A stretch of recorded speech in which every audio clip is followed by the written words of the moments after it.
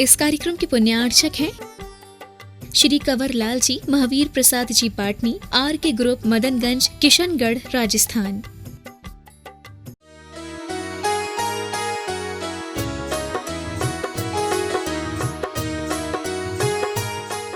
अपने अस्तित्व को पहचानने की कोशिश करें।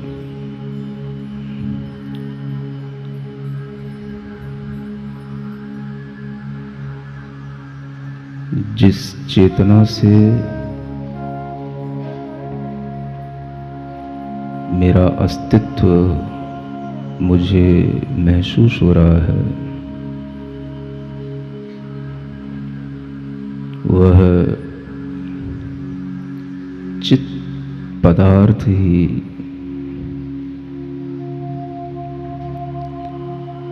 सदैव विद्यमान रहता है।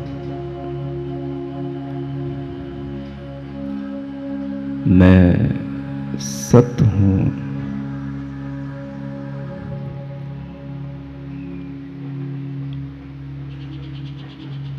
मेरी चेतना का अस्तित्व कभी मिटता नहीं।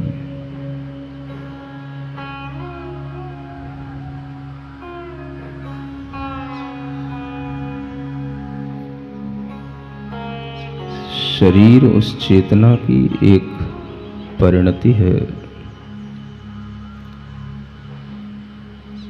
उसकी एक पर्याय है, लहर है, आती है, जाती है।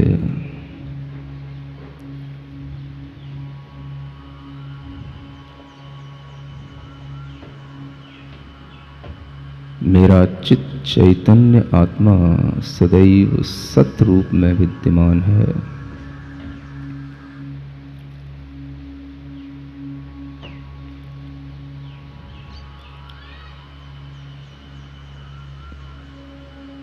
इसी सच्चित आनंद को महसूस करना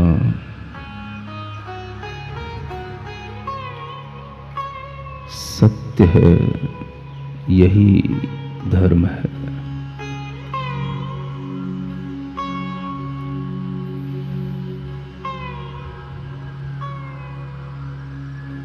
प्रसन्न मन से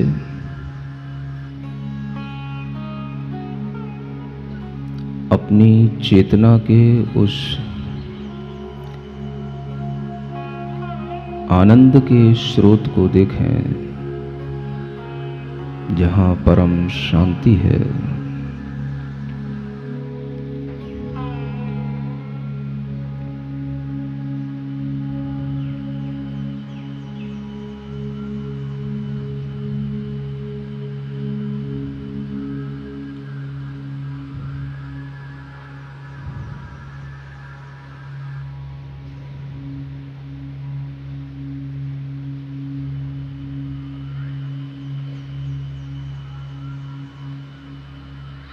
जो बनता है बिगड़ता है,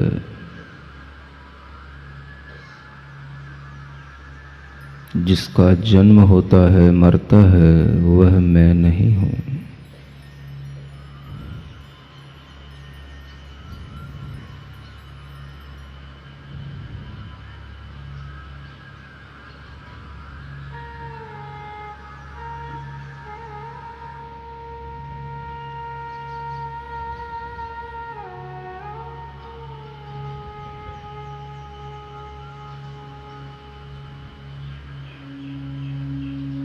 शरीर इस चेतना का आवरण है।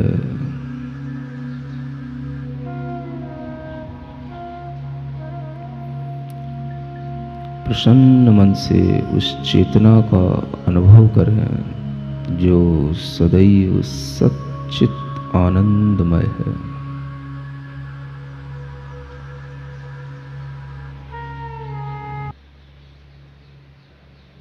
मेरी चेतना सदैव एग्जिस्ट करने वाली है। मेरी चेतना सदैव रहने वाली मृत्यु से परे, जन्म से परे अमर है।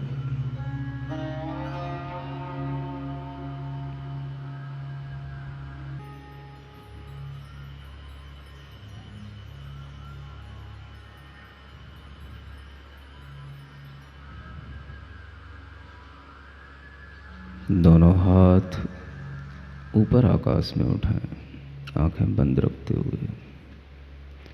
मैं सच्चित आनंदमय आत्मा हूँ। मेरा जन्म नहीं होता, मरण नहीं होता। मैं इस सत्य को स्वीकार करता हूँ। मेरी चेतना मेरे आनंद का स्रोत है। शरीर, इंद्रियां, मन, विचार ये सब क्षणिक हैं। मैं शाश्वत हूँ। मैं अमर हूँ। मैं जन्म मृत्यु से परे हूँ। मेरा आनंद, मेरा अस्तित्व सदैव बना रहता है।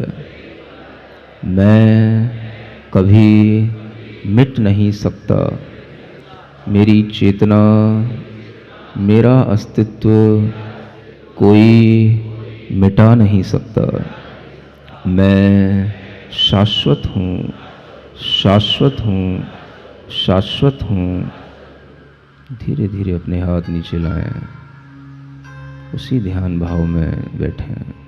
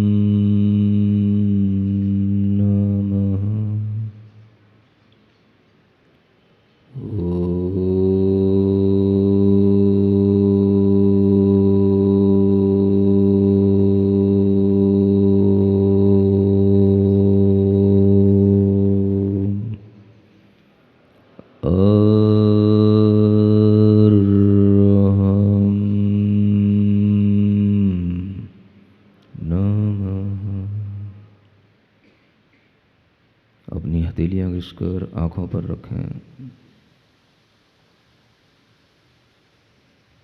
इस मंत्र के साथ ओम अरहम परम शांति। ओम अरहम परम शांति। ओम अरहम परम शांति। परम शांत भाव से श्री जी को देखेंगे, नमोस्तु करेंगे, आपस में जय जिनेंद्र करेंगे।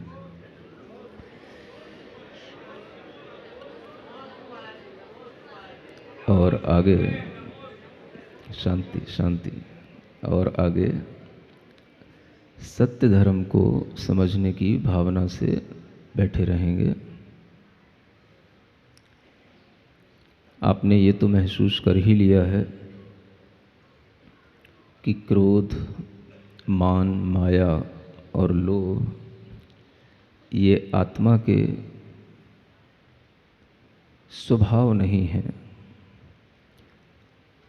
आत्मा इन भावों में उलझकर अपने नेचर से, अपने रियल क्वालिटी से बहुत दूर हो जाता है। जब ये समझ हमारे अंदर आने लग जाती है, तब हमें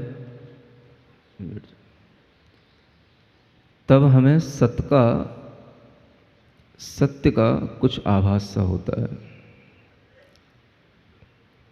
सत्य कहीं और से प्रकट नहीं होता, वो हमारी कषायों की हानि से, चेतना के विभाव परिणामों के दूर होने से जब हमें ये प्रतिभाषित होने लग जाता है कि हम क्रोध के बिना भी सुख पा रहे हैं, अहंकार के बिना भी सुख पा लेते हैं, बिना माया के भी हम अच्छे से खुश रह सकते हैं, और धीरे धीरे अगर हम ये भी समझने लग जाएं कि ये लोभ लालच हमें थकाते हैं, तो हम बिना लोभ के भी अपनी मुख्य आवश्यकताओं की पूर्ति करते हुए भी हम अपने मन को सुखी बना सकते हैं। ये सब मानसिक स्तर की साधनाएं हैं। सत्य क्या बोलने का नाम नहीं है। लोग कहते हैं सत्य बोलने का नाम सत्य धर्म है।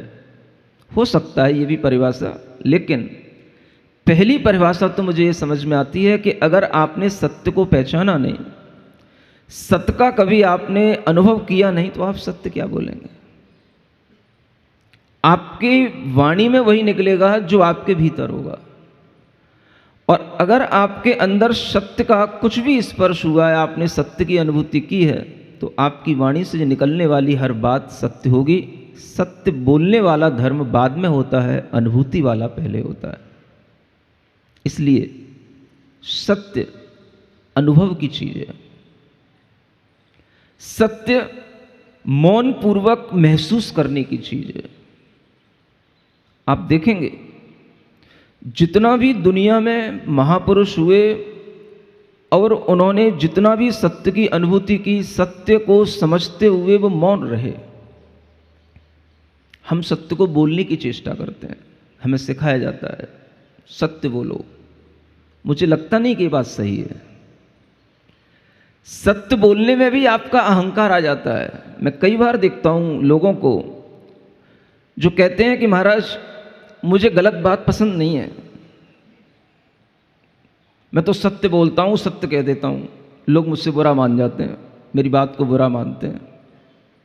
आपका ऐसा कहना भी कहीं ना कहीं मुझे लगता है, आप सत्य को जितना बोलने की कोशिश करेंगे, मुझे लगता है कि वो आप सत्य से उतना दूर हो जाते हैं। सत्य बोला नहीं जाता, सत्य को अनुभव में लाया जाता है। सत्य इसीलिए कहा जाता है कड़वा होता है। कड़वाहट आपको महसूस होगी, हमारे साथ गलत हो रहा है, हमारे साथ गलत हो रहा है। आपको सहन करने की शक्ति होगी, क्रोध नहीं होगा, मान नहीं होगा, तो आप सत्य को अनुभव कर पाएंगे। आपके जीवन में भी इस तरह की घटनाएं होती होंगी, जब कोई व्यक्ति बिना वजह आपको परेशान करता है, अपवाद लगाता है, किसी भी तरह से आपके लिए कुछ भी मैसेज करता है, आपका उस समय पर धैर्य जवाब दे जाता है। लेकिन अगर आपके अंदर क्रोध नहीं है, मान नहीं है, तो आपको इन मैसेजों से, इन बातों से कोई फर्क नहीं पड़ेगा। हम दुनिया में किस किस को समझाने जाएंगे कि नहीं मैं सही हूं, मैं सही हूं, मैं सही हूं, किस किस को समझाने जाएंगे। अगर कुछ सामने वाला गलत समझ रहा है तो उसकी थिंकिंग, और अगर उसको जब समझ में आएगा कि नहीं मैं गलत समझ रहा था, तभी उसके लिए फायदा मिलेगा कि देखो मैंने कितनी बड़ी गलती की, मैंने सामने वाले के प्रति कैसा गलत समझा। हर किसी को समझाया नहीं जाता, सत्य को हमेशा सामने लाया नहीं जाता, सत्य को अनुभव किया जाता है। आप अगर कषायों से रहित होकर के आचरण करेंगे, सत्य आपके सामने होगा, और जब सत्य सामने होगा तो नकली चीजें अपने आप समझ में आने लग जाती हैं। हर आदमी कहता भी नहीं है क्या नकली है, लेकिन असली को समझता है। ये सत्य है, और इसी सत्य के माध्यम से आदमी के अंदर कुछ सुख मिलता है, कुछ वो वास्तविकता में जीता है, अन्यथा असत्य में कितनी देर रहा जाता है। आप अपने चेहरे पर जब बहुत सारे पाउडर, क्रीम, अनेक तरह की चीजें लीप पोत लेते हैं, कितनी देर रह पाते हैं उस स्थिति में बताओ? 1 घंटे, 2 घंटे, आपको खुद लगने लगेगी बेचैनी, हटाओ इसको, बहुत हो गया, भारी हो रहा है। आजकल के तो और ज्यादा केमिकल बेस्ड सब चीजें हैं, ज्यादा देर मुंह पे लगा ली तो मुंह खराब भी हो सकता है, जितनी ब्यूटी है वो भी चली जा सकती है। सत्य को हम आवरण करके थोड़ी देर के लिए तो हमें अच्छा लग सकता है कि हाँ ठीक है, अच्छा लग रहा है, लेकिन हम उस आवरण के साथ जिंदगी नहीं गुजार सकते। आखिर हमें आना तो उसी भाव में पड़ेगा, अधिक समय तो हमें उसी सत्य के साथ निकालना पड़ेगा। आवरणों के साथ बहुत समय नहीं निकल सकता, नकली चीजों के साथ बहुत समय नहीं निकल सकता। और जब वो नकली और असली की पहचान हमको होने लग जाती है तो हम क्या कहें किससे, हम मौन हो जाते हैं। अपने आप हम उन चीजों से बचने लग जाते हैं कि नहीं, ये चीजें हमें नुकसानदेह हैं, लोग समझ नहीं रहे, किस किस को समझाएं, हमें तो अपने आप को समझना है, हमने समझ लिया, दैट्स इनफ। अगर इस तरह की हमारे अंदर थिंकिंग आने लग जाती है तो हम अपने आप को बचा पाते हैं। ज्यादातर बच्चों को आप देखना सत्य से बिल्कुल बेखबर होते हैं, युवा भी सत्य से बिल्कुल बेखबर होते हैं, और उनके बेखबर होने का सबसे बड़ा कारण होता है ये विज्ञापन, एडवर्टाइजमेंट। जितने बड़े बड़े एडवर्टाइज आपके सामने, बड़े बड़े हीरो, बड़े बड़े क्रिकेटर आपके सामने लेकर के आते हैं, उसके माध्यम से जो आपके दिमाग में असत्य को सत्य मानने का एक भ्रम पैदा होने लग जाता है, वो भ्रम आपको बहुत सत्य से दूर ले जाता है। कोई भी चीज देखना, असली चीज का कभी एडवर्टाइज करने की जरूरत ही नहीं पड़ती, नकली चीज का एडवर्टाइज होता है, और नकली चीज के लिए ही हमें ब्रांड सामने ला करके रखनी पड़ती है। भाई इस हीरो को बुलाना है, इस क्रिकेटर को बुलाना है, इस हीरोइन को बुलाना है, तब अपनी ब्रांड बिचेगी, तब अपने लिए लोगों को जो है प्रोडक्ट अपना बिचेगा, तब जो है जाकर के अपना काम बनेगा। असली चीज होगी तो कुछ जरूरत ही नहीं। आप सुबह से उठते हैं, टूथब्रश करने लग जाते हैं, अगर असली चीज है क्या है जानते हो? पहले के लोग दांत किसने अच्छे होते हैं, बबूल की दंतौन करते थे, नीम की दंतौन करते थे, कुछ नहीं है तो अपने घर में ही नमक और थोड़ा सा सरसों का तेल लेकर के दंतौन कर लेते थे, कभी इसका एडवर्टाइज नहीं करना पड़ा, जबकि ये सबसे बेस्ट चीजें हैं। कभी आपके मसूड़े खराब नहीं हो, कभी आपके दांत खराब नहीं हो, लेकिन जब से ये कोलगेट आ गए, इनका एडवर्टाइज करना पड़ता है। बड़े बड़े इतना सा ट्यूब में इतना सा मोटा मोटा निकाल के दिखाएंगे, वो हीरोइन वो अपने दांत दिखाएगी चमकते हुए, फिर वो जो है आपको लगेगा हाँ ऐसे चमकते हुए दांत इस कोलगेट से ही चमकते हैं। आपके दिमाग पे एक सत्य का आवरण आ जाता है, सत्य आपसे दूर हो गया। अब आपको ये नहीं मालूम कि इस कोलगेट में क्या है। इस कोलगेट में सुअर की हड्डियों का प्रयोग किया जाता है। जो आपके यहां पर और भी जो पेस्ट आते हैं, चाहे वो क्लोजअप हो, चाहे वो पेप्सोडेंट हो, चाहे फॉरेंस, कुछ भी हो, उन सब में किसी में बकरी का मांस, किसी में गाय की हड्डी मिली हुई है, इनका चूरा मिला करके ही उसमें पेस्ट बनाया जाता है। अब ये प्रोडक्ट बेचना है तो जब तक कोई अच्छी हीरोइन या हीरो जब तक सामने नहीं आएगा और वो अपने दांत दिखाएगा नहीं, तब तक आपके लिए वो दांतों तक पेस्ट पहुंचेगा नहीं। ये कलयुग के इसीलिए कहा जाता है, कलयुग माने विज्ञापन का युग। यहां पर हर चीज को बेचने के लिए विज्ञापन करने पड़ते हैं, बिना विज्ञापन के यहां कुछ बिकता नहीं। और हर व्यक्ति के लिए जब सत्य से दूर होने का आभास आता है तो वह बहुत कुछ खो चुका होता है, और उसके बाद में फिर वो मौन हो जाता है। कभी भी आप देखेंगे कोई भी चीजें जो सुबह से शाम तक आप यूज करते हैं, जितना भी कॉस्मेटिक आप यूज करते हैं, वो सब केमिकल बेस्ड होता है, लेकिन आपको अच्छा लगता है। आपके शरीर के लिए घातक होता है, कई तरह की बीमारियों के लिए होता है, लेकिन हम सत्य से बिल्कुल बेखबर रहते हैं। क्यों? विज्ञापन का युग है, हर चीज यहां विज्ञापन से बिकती है। विज्ञापन इतना बढ़ गया है कि स्वर्ग और नरकों की खरीद फरोख्त भी विज्ञापन से होती है। सुन रहे हो? एक बार कुछ ऐसा ही घटित हुआ। एक आदमी जिसकी मृत्यु होने वाली थी और उसने अपने जीवन में पाप भी कमाया था, पुण्य भी कमाया था और बड़ा बैलेंस स्थिति थी। सुन रहे हो? एक घटना काल्पनिक है लेकिन आपके लिए सत्य की ओर ले जाने वाली है। यमराज, जानते ही हो आप, यमराज आता है, हमको ले जाता है। ठीक उसी बेस पर हम लौकिक तरीके से बोल रहे हैं अभी।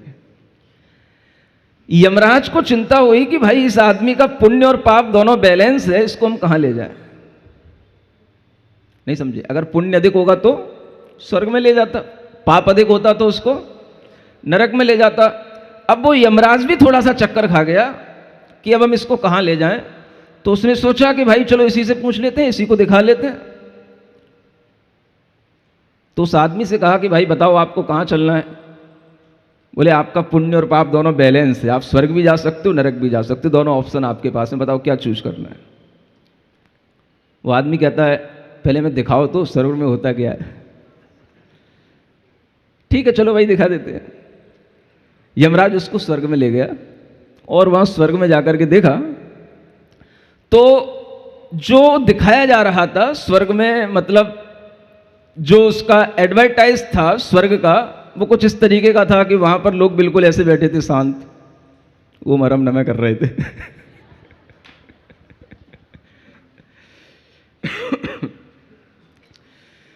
कुछ लोग कहीं अपनी पूजा कर रहे थे, कहीं वहां पर स्वर्ग के देव, कहीं देवियों के पास बैठे थे, बड़े आराम से, इत्मीनान से, सुखी सुख लग रहा था वहां पर। कुछ ऐसा लग ही नहीं रहा था कुछ हाय तौबा जैसी है।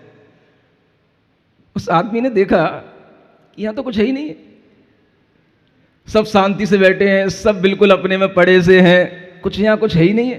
बोले यार ये स्वर्ग वर्ग मुझे जम नहीं रहा। बोले मुझे ले चलो कहीं दूसरी ओर ले चलो, बताओ कहाँ ले चलना है। बोला फिर एक दूसरा स्थान नरक का है, चलो चलो वहां दिखाने ले चलो। तो यमराज उसे वहां दिखाने ले गया।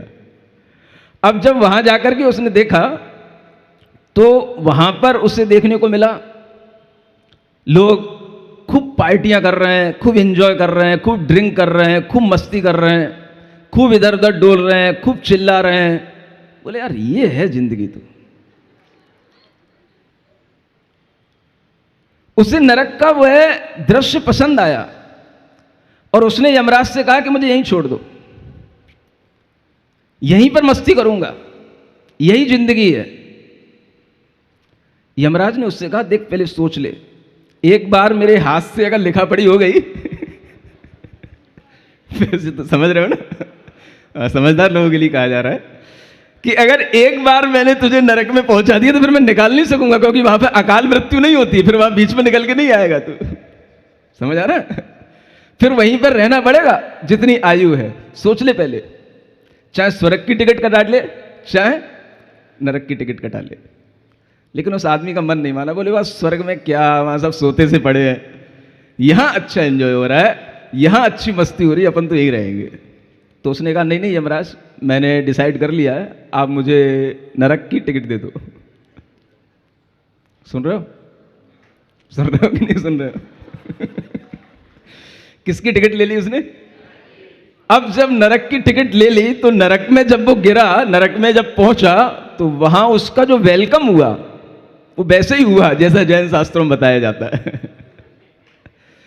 बड़ा भयंकर वहां के नारकी दिखाई दिए, भयंकर वातावरण दिखाई दिया, भयंकर दुर्गंध दिखाई दी, हजारों बिच्छू एक साथ काट रहे हैं, ऐसी पीड़ा हुई, चारों तरफ गर्मी गर्मी, और एक नारकी दूसरे नारकी के ऊपर ऐसे दौड़ रहा है, काट रहा है, मार रहा है, चीख रहा है, चिल्ला रहा है, गालियां दे रहा है। और ये सब वातावरण देखते ही उसके दिमाग, एडवर्टाइज इतना बढ़ गया है कि अब आपको स्वर्ग और नरक के भी एडवर्टाइज इसी रूप में दिखाई देंगे।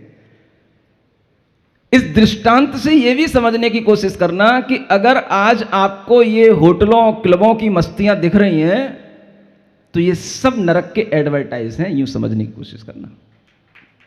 ये सब नरक में जाने की तैयारियां हैं। आदमी को सुख और शांति कहां पसंद है? आपके लिए शांत बैठना बिठा पाना बहुत मेहनत का काम है, लेकिन जो लोग बैठ पाते हैं, जिन्हें शांति अच्छी लगती है, समझना कि स्वर्ग उनके अंदर उतर रहा है। और जब स्वर्ग अंदर उतरता है तभी हमें वास्तव में स्वर्ग में जाने को मिलता है, तभी हमारा स्वर्ग में जन्म होता है।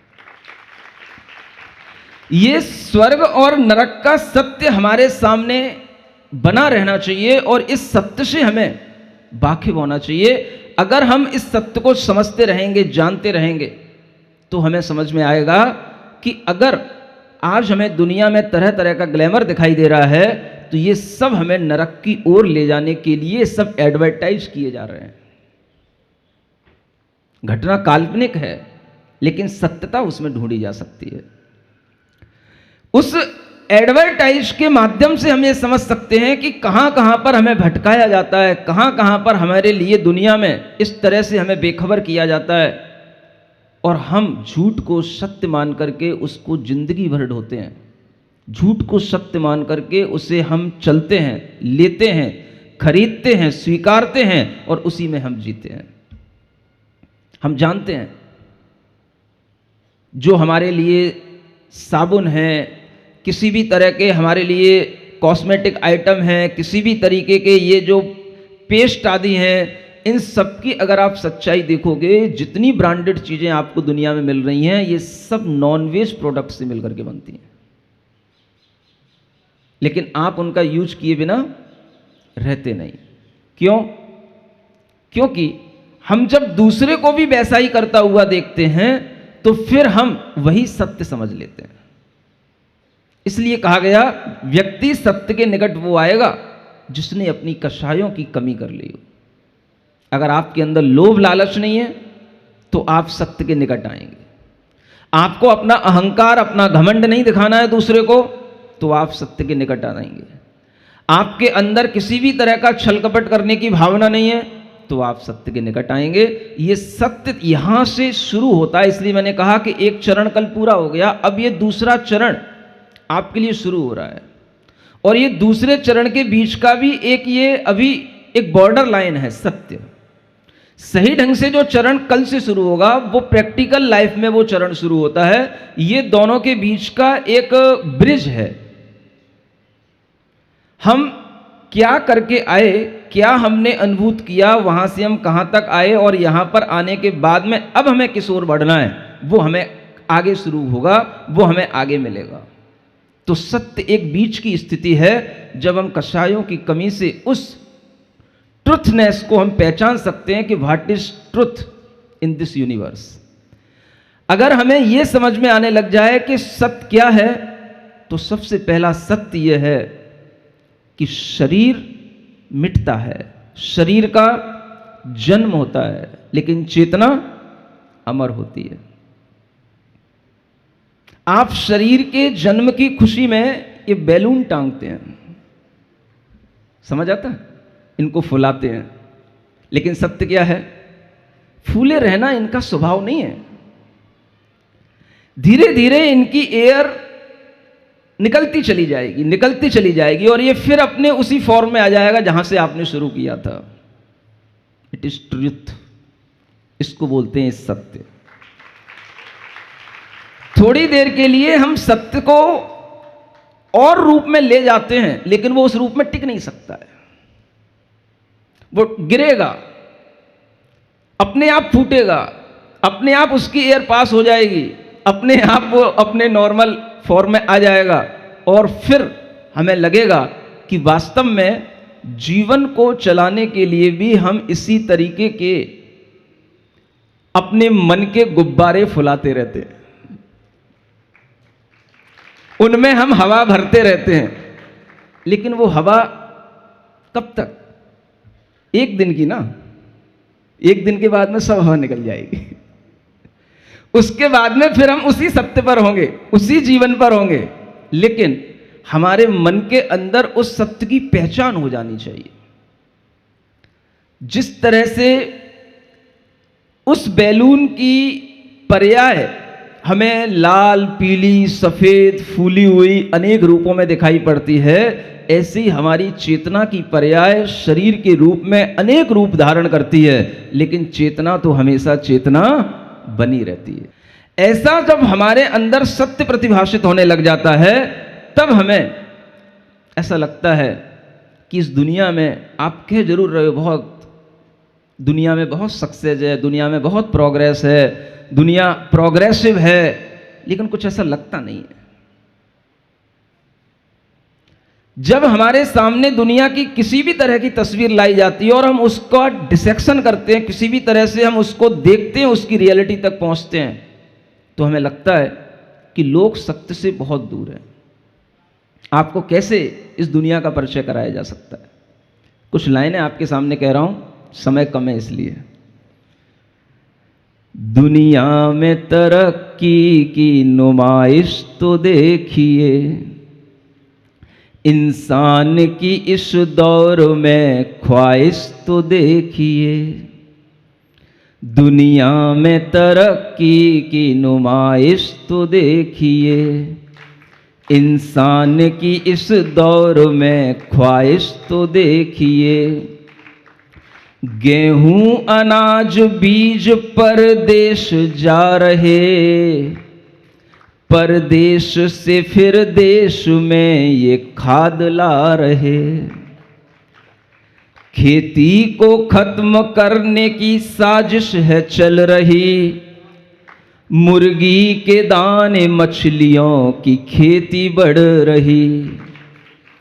अब मांस के व्यापार से ये देश चलेगा, पशु पक्षियों के खून से ये देश सजेगा। अब मांस के व्यापार से ये देश चलेगा, पशु पक्षियों के खून से ये देश सजेगा। सरकार की हर रोज फरमाइश तो देखिए, दुनिया में तरक्की की नुमाइश तो देखिए। इंसान की इस दौर में ख्वाहिश तो देखिए। शिक्षा के नाम पर यहाँ व्यापार चल रहे, शिक्षा के नाम पर यहाँ व्यापार चल रहे। कॉलेज में होटलों क्लबों के खेल चल रहे, कॉलेज में होटलों क्लबों के खेल चल रहे। शादी से पहले लड़कियों के गर्भ गिर रहे, अब गर्भ में ही भ्रूण कत्लेआम हो रहे। ममता ही माँ की मर गई तो बेटी क्या करे, संस्कार ही नहीं मिले तो बेटा क्या करे। टीवी के नाटकों को देख धर्म लुट गया, टीवी के नाटकों को देख धर्म लुट गया। बेटी बहू माँ बाप का लिहाज मिट गया, बेटी बहू माँ बाप का लिहाज मिट गया। विज्ञान के इस युग की पैदाइश तो देखिए, दुनिया में तरक्की की नुमाइश तो देखिए। इंसान की इस दौर में ख्वाहिश तो देखिए। बेरोजगार बढ़ रहा है, यंत्र बढ़ रहे, बेरोजगार बढ़ रहा है, यंत्र बढ़ रहे। गांजा शराब के यहाँ ठेके हैं खुल रहे, गांजा शराब के यहाँ ठेके हैं खुल रहे। हर चीज यहाँ पैकेटों में बंद आ रही, हर चीज यहाँ पैकेटों में बंद आ रही। गंदी सड़ी सी चीज में भी खुशबू आ रही, गंदी सड़ी सी चीज में भी खुशबू आ रही। बोतल में बंद पानी में तेजाब बिक रहा, बोतल में बंद पानी में तेजाब बिक रहा, हर आदमी भी शान से पी करके हंस रहा। अभियान चल रहे हैं कि पानी बचाइए, सब भ्रष्ट हैं पर उन्नति के गीत गाइए, सब भ्रष्ट हैं पर उन्नति के गीत गाइए। बाजार में हर चीज है प्राइस तो देखिए, हर चीज की प्राइस क्या जा रही है, आकाश छू रही है। समझ आ रहा है? जो दूध कभी 2 रुपए किलो 1.5 रुपए किलो देखने को पीने को मिलता था, वो आज बाजार में हर चीज है प्राइस तो देखिए, दुनिया में तरक्की की नुमाइश तो देखिए, इंसान की इस दौर में ख्वाहिश तो देखिए, इंसान की इस दौर में ख्वाहिश तो देखिए। जब कहने को बहुत कुछ होता है और कहने का समय कम होता है, तो फिर एक वक्ता उसको पंक्तियों में निबद्ध करके आपके लिए सारभूत चीजें सब दे देता है। अब अगर मैं इसी की डिटेल करता तो अभी 1 घंटा लगता। अगर आप समझदार हैं तो आप समझ जाएंगे कि मैंने आपको एक सत्य की नुमाइश दिखा दी है दुनिया में, जिसे आप तरक्की कह रहे हैं उसकी नुमाइश मैंने आपको दिखा दी है। और आप अपनी ख्वाहिशें अच्छे ढंग से कंट्रोल करके रखें कि दुनिया की इस नुमाइश में हम कहीं खो ना जाएं, हम सत्य से अपने आप को परिचित कराएं, कहीं हम बेखबर होकर के ज़िंदगी ना गुजार लें। और इस तरह का सत्य अगर आपको थोड़ा सा भी प्रतिभाषित होने लगेगा तो आपकी आगे की यात्रा, आगे का पड़ाव बहुत अच्छा होगा। जो आगे के धर्म आ रहे हैं वो सत्य से ही शुरुआत होते हैं और इसी सत्य को पहचानने से आगे के धर्म पालन करने में आते हैं। बोलिए महावीर भगवान की जय।